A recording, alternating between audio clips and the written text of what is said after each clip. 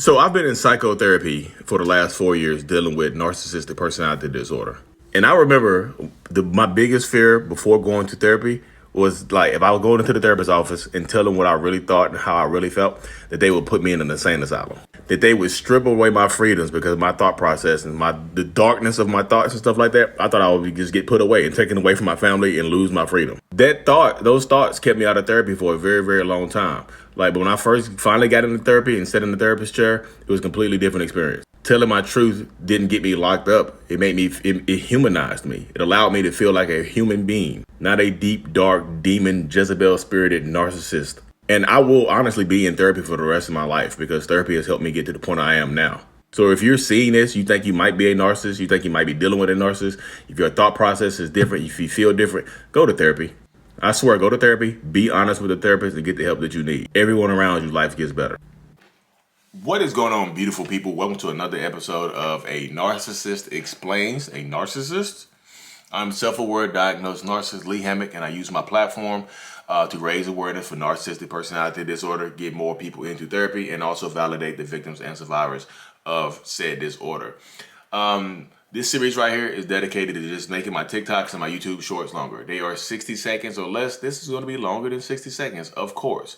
So the video you just watched was about my biggest fear of going to therapy. Why a lot of people don't get into therapy. Why a lot of narcissistic people, non-narcissistic people don't go to therapy.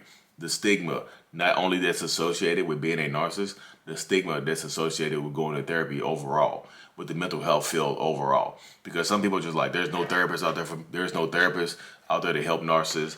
There are no narcissists don't want to go to therapy. Empaths, codependent people don't want to go to therapy. A lot of therapists are ill-equipped to handle stuff like that. And like, is a lot of that stuff true? Yes. In my TikTok journey, from 0 to 1 million followers, I've encountered some terrible therapists, awful, terrible people. Like, all therapists are not good people. They just are not.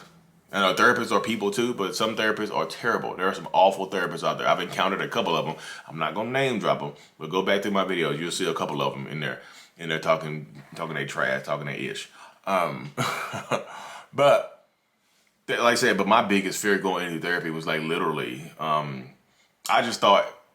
First of all, I didn't think there was an issue with me, but when I found out about narcissistic personality disorder and there wasn't a cure and things like that, and I had to go to therapy to keep my family, I was just like, okay, cool. Let me go to therapy. Let me see how this works. So I'll go into therapy, but I was scared before therapy. I was just like, because so I think it was like March of 2017 when me and my wife had our first argument when she called me a narcissist, and she left for a couple of days and she came back.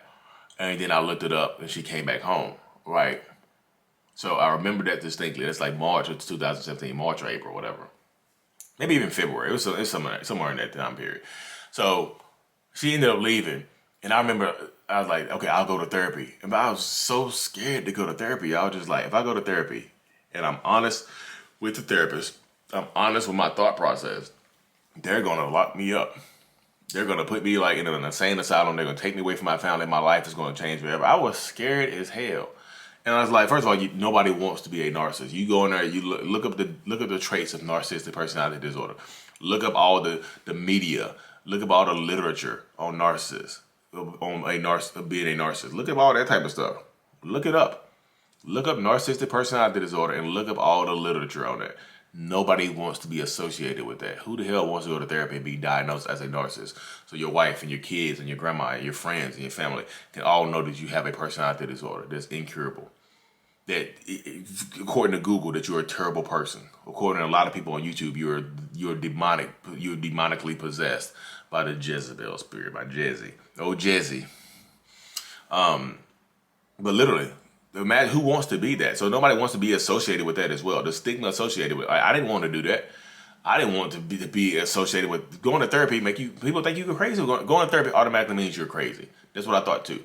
Not only if I go to therapy and tell them my whole thought process and how I felt and what I wanted to do and like all the stuff that's been going on in my life, I thought they would commit me to an insane asylum or something like that, take me away from my family. But I also thought just going into a therapist's office and talking to the therapist would make me seem crazy. Where people would think I was crazy. People would be like, hey, he's crazy. He go to therapy.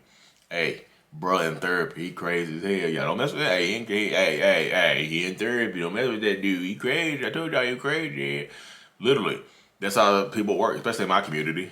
You mean therapy is frowned upon. Like you get, why you, bruh, you a man. You a man. Deal with your emotions. Not just the black community. This is just the man. Just men overall. The male gender is like, it's a stigma attached to being going to therapy and being a man. Just like you going to therapy to deal with your emotions, bruh. You soft.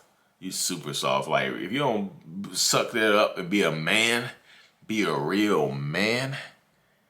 If you don't suck that up, you need to be a woman. But you just get you a skirt. Put a skirt on. Like you're forced to hold your emotions in. Like you don't want to go to therapy and talk about your emotions. Who does that? What manly man goes and talks about his emotions? Nobody. But that's why I did. Like I said, there's so many things that holding you back from going to therapy, especially also a black man. You know what I mean?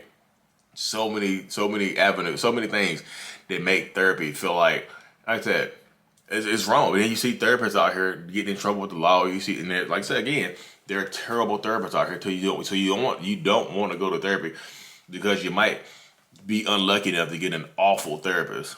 Well, awful one. You might get an awful therapist that doesn't know what they're talking about. They're just in there to get a check, get in there to run your insurance up and stuff like that. Some people don't know what they're doing. Point blank period. A degree does not make you a good therapist. Certifications not make you a good therapist. You know what I mean? My therapist is excellent. I just got so lucky to have an excellent therapist go in there. And, I think I did a little bit of transference because my therapist kind of looks like my wife.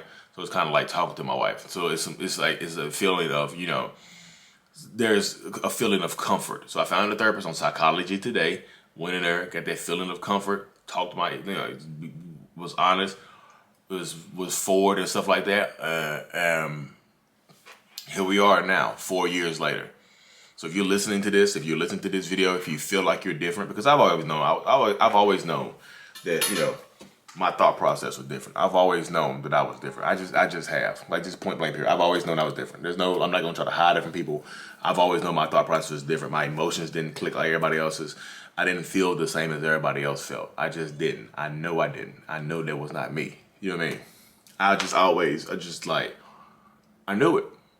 But, and then looking at narcissism, it made sense to me. And then going to therapy, like, just the fact that I have to be in therapy for the rest of my life to deal with this, it's kind of disheartening, but it's also exciting to me as well. Because I get to go, why did you go to therapy and not other narcissists go to therapy? Because therapy is a benefit to me. Therapy helps me. People think I'm famous because I have 1 million followers on TikTok and I have 100K on YouTube right now. People think I'm famous. So like there's some benefit to me going to therapy. There's benefit because I get to go to therapy.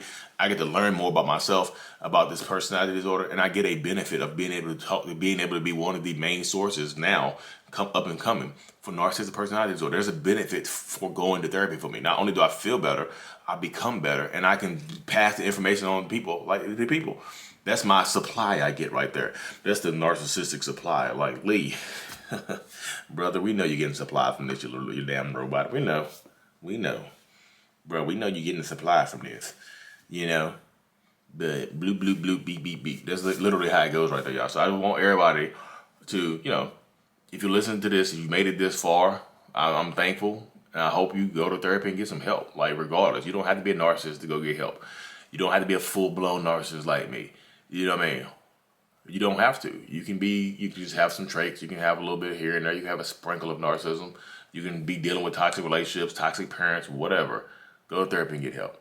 It does help. Be honest with the therapist. And if you don't feel like this therapist is a good fit for the right reasons, not because it's a good fit because like they're telling you what you don't want to hear. That's not a